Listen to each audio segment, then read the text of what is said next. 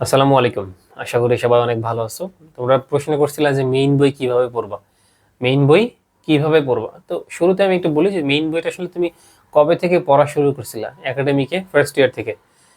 পরে second year শেষ হইলো, দেন আসলে এইচএসসি পরীক্ষা দিলা, দেন অ্যাডমিশন ফার্স্ট টাইম দিলা, এখন হচ্ছে সেকেন্ড টাইম প্রিপারেশন নিচ্ছ। এখন আসলে মেইন বইটা কিভাবে পড়বা? তো আমি বলবো যে মেইন বই কিভাবে পড়বা, এটার সবচেয়ে প্রোডাক্টিভ ওয়ে সেকেন্ড টাইমে আমি যেটা মনে করি যে কোশ্চেন ব্যাংক থেকে মেইন বইতে যাওয়া। কোশ্চেন ব্যাংক থেকে মেইন বইতে যাওয়া এইভাবে শুরুতে আবার মেইন বই পড়া, পরে কোশ্চেন সলভ করা, এটা ফার্স্ট টাইমের মতোই হয়ে যাচ্ছে, তাই না? ফার্স্ট টাইমের মতোই হয়ে যাচ্ছে, বা একাডেমিকে যেরকম পড়ছে সেরকম হয়ে যাচ্ছে, যেটা আসলে লেস প্রোডাক্টিভ। তুমি ধরো হচ্ছে মেইন বই পড়তেছো, মেইন বই পড়ার সময় তুমি জানো না যে এটা একটা গুরুত্বপূর্ণ টপিক পড়তেছো, কিন্তু তুমি জানো না যে এইখান থেকে আসলে বেশি বেশি প্রশ্ন হয়। তখন তুমি আসলে মেইন বই পড়ার সময়, যেহেতু তুমি জানো না যে এখান থেকে প্রশ্ন হয়, তখন তোমার আসলে এটা পড়ার সময় গুরুত্বটা একটু কম থাকবে, বা মনে করবা যে আচ্ছা পড়ি, জাস্ট পড়ার জন্য পড়তেছো।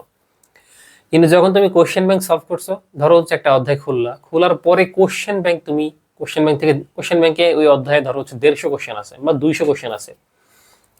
এখন তুমি ওই 200 কোশ্চেন সলভ করে 20 থেকে 30টা প্রশ্ন এরকম পাইছো যে প্রশ্নগুলো আগে কখনো তুমি দেখো নাই। সাপোজ তুমি জৈব রসায়ন সলভ করছো, অ্যালডোল ঘনীভবন বিক্রিয়া থেকে একটা প্রশ্ন আসছে। অ্যালডোল ঘনীভবন টপিকটা তুমি আগে কখনো নামই শোনো নাই, বা মেইন বইতেই তো পাও নাই, মেইন বইতে পড়ো নাই, পড়লেও মনে নাই। দেন তুমি মেইন বই এই টপিক থেকে তুমি এখন মেইন বইতে যাবা, মানে এই যে কোশ্চেন ব্যাংকে তুমি দেখলা যে অ্যালডোল ঘনীভবন বিক্রিয়া দিবে নিচের কোনটি, এখন তুমি মেইন বইতে যাবা যে মেইন বইয়ের কোন জায়গায় আছে অ্যালডোল ঘনীভবন নিয়ে আলোচনা, হ্যাঁ, কিংবা ক্যানিজার বিক্রিয়া নিয়ে আলোচনা মেইন বইয়ের কোন জায়গাতে আছে। দেন তুমি মেইন বইতে যাবা, দেখবা যে আসলেই তো মেইন বইতে তো এটা আছে, কিন্তু আমি এতদিন তো পড়ি নাই, তাই না? এরকম ভাবে মেইন বইয়ের অনেক কিছু তুমি আবিষ্কার করবা। আবিষ্কার তো বলা যায় না, মানে মেইন বইতে নতুন করে কিছু একটা খুঁজে পাবা, যেটা আসলে তুমি ফার্স্ট টাইমে পড়ো নাই, একাডেমিকে পড়লেও হয়তো মনে নাই, ফার্স্ট টাইমে তুমি এটা তোমার চোখে পড়ে নাই, অথচ এগুলো বিশ্ববিদ্যালয় ভর্তি পরীক্ষায় আসে। এইটা তুমি তোমার কনফিডেন্স অটোমেটিক বাড়িয়ে দিবে, কারণ তুমি বুঝতে পারবা যে ফার্স্ট টাইমে তুমি এটা পড়ো নাই বা এটাকে গুরুত্ব দাও নাই, অথচ এখান থেকে প্রশ্ন হয়। কিভাবে বুঝবা? ওই তো কোশ্চেন ব্যাংকে যাবা, একটা অধ্যায় খোলার পরে তুমি কোশ্চেন ব্যাংক থেকে কোশ্চেনগুলো প্র্যাকটিস করবা, সলভ করবা। দেন তোমার অ্যানালাইসিসটা কি হবে, যে এই প্রশ্নগুলো, যে প্রশ্নগুলো তুমি আগে কখনো দেখো নাই বা পারো না, সেগুলো দাগ দিয়ে রাখবা, গোল দাগ দিয়ে রাখবা। এন্ড সেগুলা নিয়েই তোমার কাজ, সেগুলা নিয়েই তোমার মেইনলি কাজ আসলে। ওগুলোর জন্য মেইন বইতে যাবা, মেইন বই থেকে মেইন বইয়ের পড়ে না বুঝলে দেন ক্লাস করবা, ঠিক আছে? ইউটিউবে সার্চ করবা অ্যালডোল ঘনীভবন বিক্রিয়া, চলে আসবে। তাহলে এইভাবে তোমাকে আগাইতে হবে। তুমি যদি শুরুতেই মেইন বই পড়ো, যেমন বায়োলজির ক্ষেত্রে হিউজ হিউজ ইনফরমেশন আছে। তো ধরো একটা চার্ট আছে, যে মানে বিভিন্ন চার্ট আছে না, বিভিন্ন ইনফরমেশন আছে না, যেগুলো আসলে পড়ার সময় হয়তো তুমি ওইভাবে গুরুত্ব দিয়ে পড়ো না, বাট যখন কোশ্চেন ব্যাংক থেকে আসো, কোশ্চেন ব্যাংকে একটা আছে প্রশ্ন, ধরো যে অণুজীব অধ্যায় থেকে, যে প্লাজমোডিয়াম ফেলসিপারাম, প্লাজমোডিয়াম ফেলসিপারামের জীবদ্দশা কতদিন, হ্যাঁ। দেন তুমি আসলে বুঝতে পারলা যে এইখান থেকে প্রশ্ন হয়। তো এই তথ্যটা মেইন বইয়ের কোন জায়গায় আছে সেটা তুমি খুঁজতে যাবা। সে খুঁজতে গিয়ে একটা চার্ট পাবা যে Plasmodium ovale, Plasmodium falciparum, Plasmodium vivax, এদের জীবদ্দশা দেওয়া আছে মেইন বইতে। দেন তুমি এই জীবদ্দশাগুলো মুখস্থ করতে আগ্রহ পাবা। তুমি বুঝতে পারবা যে এইখান থেকে যেহেতু প্রশ্ন হয়, আমার এই জায়গাটা গুরুত্ব দিয়ে এখন পড়তে হবে। কিন্তু নর্মালি তুমি মেইন বই যখন পড়বা, তখন এইগুলো এত গুরুত্ব দিয়ে পড়বা না, কারণ তোমাকে আগে বুঝতে হবে যে প্রশ্ন এই জায়গা থেকে হচ্ছে। হুম। আর বাকি ইনফরমেশন গুলো তো পড়বাই, কিন্তু সেকেন্ড টাইমে মানে প্রিসাইজ প্রিপারেশন নেওয়ার জন্য, একটু অর্গানাইজড প্রিপারেশন নেওয়ার জন্য ওই টপিক, ওই তথ্যগুলো আগে তোমাকে আয়ত্তে নিয়ে চলে আসতে হবে, যেগুলো বেশি বেশি আসছে, ওইগুলোর ডিটেলস ঘাটাঘাটি করে তোমাকে হচ্ছে একদম আয়ত্তে রাখতে হবে। এছাড়া বাকি যে ইনফরমেশনগুলো আছে সেগুলো তো মেইন বই থেকে, কোশ্চেন ব্যাংক থেকে যখন তুমি পড়বা, সবকিছুই দেখবা যে মানে পড়া হচ্ছে, ঠিক আছে, সবকিছুই দেখবা যে পড়া হয়ে যাচ্ছে। তো এই ব্যাপারগুলো একটু খেয়াল রাখতে পারো।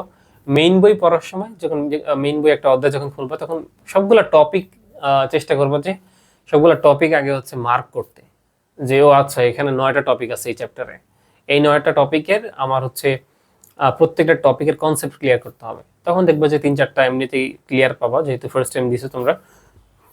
বাকি যে আরো 4-5টা টপিক থাকবে, যেগুলো আসলে তোমার বাইরে থাকবে, এরকম যদি থাকে, দেন সেগুলো নিয়ে কাজ করবা, পড়বা।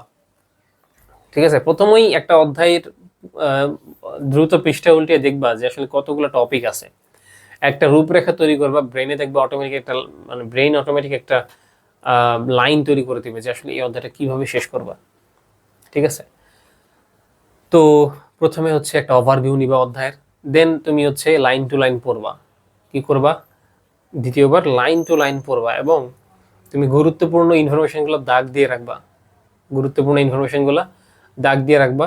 এবং এই অধ্যায়ে যতগুলো সূত্র পাবা আলাদা পেজে নোট করবা, সূত্রগুলা আলাদা পেজে নোট করবা।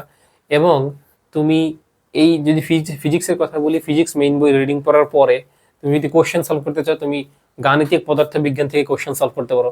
হ্যাঁ, এটা এখানে সূত্র ওয়াইজ সুন্দর মতো ম্যাথ দেওয়া আছে।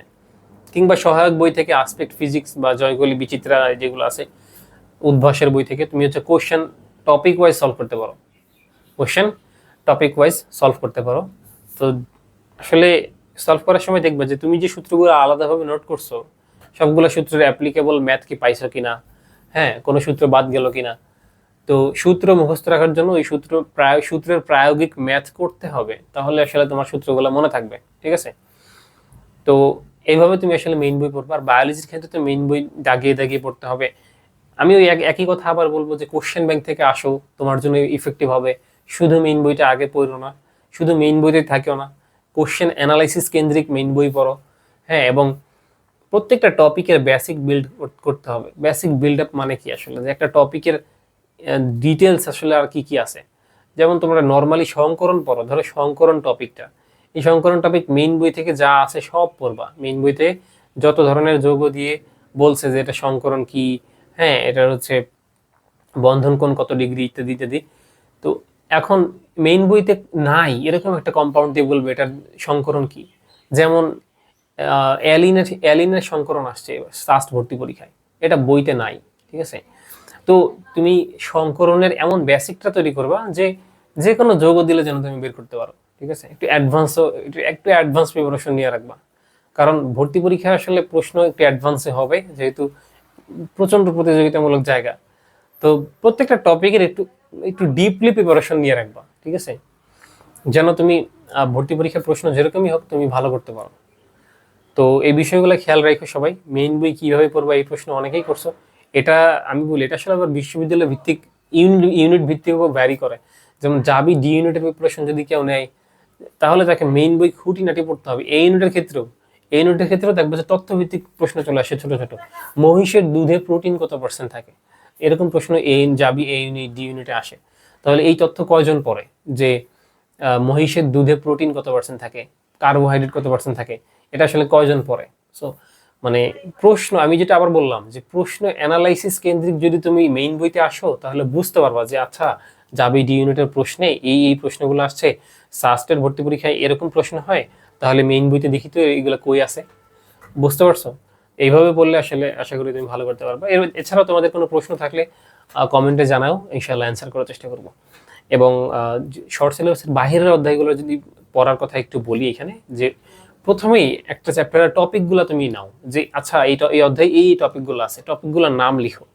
ঠিক আছে, এবং টপিক ভিত্তিক তুমি মেইন বই রিডিং পড়ো।